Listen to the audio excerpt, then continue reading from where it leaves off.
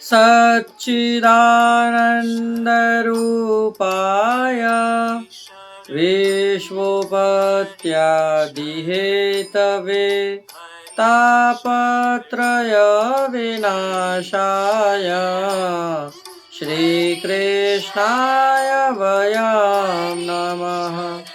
पुष्टिमार्गीय सर्वज्ञ करुणारसपूरित श्रेष्ठ फलप्रदाता च तस्मै श्री गुरुवे नमः।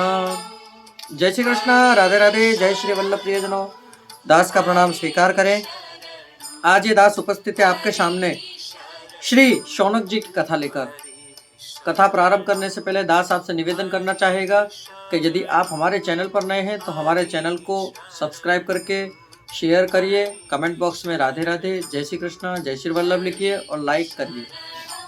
तो चलिए शुरू करते हैं आज की कथा। आज का प्रसंग कहते हैं, महाशाल शौनक जी ये नैमिषारण्य के 88,000 ऊर्ध्वरेता ब्रह्मवादी ऋषियों में प्रधान ऋषि थे। भृगुवंश में उत्पन्न होने से भार्गव और शुनक के अपत्य होने के कारण इनका नाम शौनक पड़ा। समस्त पुराणों और महाभारत को इन्होंने ही श्री सूत जी के मुख से सुना था। पुराणों को श्रवण करने वाला ऐसा कोई ही मनुष्य होगा जो इनके नाम को ना जानता हो।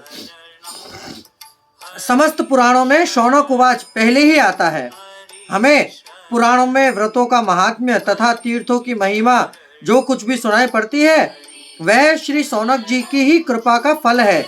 ये हजारों वर्ष का श्रवण सत्र करते हैं। एक जगह कहा है, कलिमागतम्याज्ञात्य क्षेत्रेऽस्मिन् वैष्णवे वयम् असीना दीर्घ सत्रेण कथायाम शंक्षणा हरेः। कलयुग को आया देखकर हम सब ऋषि इस वैष्णव क्षेत्र में भगवान की कथाओं का आनंद लेते हुए दीर्घ काल का सत्र कर रहे हैं। इसका समस्त समय भगवत कथा श्रवण में ही व्यतीत होता था। इनका समस्त समय भगवत कथा श्रवण में ही व्यतीत होता था। ऋषियों में जैसा विशुद्ध और संयम युक्त चरित्र महर्षि शौनक का मिलता है वैसा अन्य किसी ऋषि का शायद ही हो। ये नियम से हवन आदि नित्य कर्म करके कथा श्रवण के लिए बैठ जाते और फिर भगवान की कथाओं में ही पूरा समय लगाते। इस प्रकार शौनक जी हमें पुराण कैसे सुनने चाहिए इसकी शिक्षा देते थे। भगवत चरित्र सुनकर कैसे अनुमोदन करना चाहिए, कथा में किस प्रकार एकाग्रता रखनी चाहिए और समय का कैसे सदुपयोग करना चाहिए, इन समस्त बातों की शिक्षा हमें श्री शौनक जी के चरित्र से ही प्राप्त होती है। क्यों? कई पुराणों में हमने देखा, जैसे ब्रह्म वैवर्त पुराण ले लीजिए, अग्नि पुराण ले लीजिए, स्कंद पुराण ले लीजिए, मार्कंडेय पुराण ले लीजिए, तो शौनक उवाच आता है ना कई जगह कि शौनक उवाच। तो शौनक जी ही श्री सूत जी के मुख से सुनने के लिए यह शौनक जी का उवाच होता है कि इस प्रश्न का प्रभु उत्तर, इस प्रश्न का प्रभु उत्तर। क्योंकि आज हम कलयुग में मनुष्यों को समझाने के लिए ही श्री शौनक जी ने ये सारे प्रश्न किए थे जिससे कि हम लोग समझ सके। परंतु आज आप और हम सब लोग क्या कर रहे हैं, पथ से भटक चुके हैं। ना हमें कुछ ज्ञात है और ना हम कुछ याद रखना चाहते हैं। आज कई जगह हम देख रहे हैं बड़ा व्यभिचार हो रहा है। बहुत लोग ब्राह्मण होने के बाद कई ब्राह्मण व्यभिचार कर रहे हैं, वैश्य होने के बाद कई वैश्य व्यभिचार कर रहे हैं, शूद्र होने के बाद शूद्र व्यभिचार कर रहे हैं। अरे क्यों?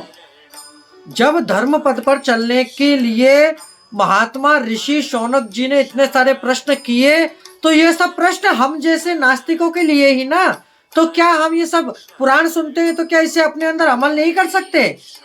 तो प्रियजनों, ये थी शौनक जी की कथा।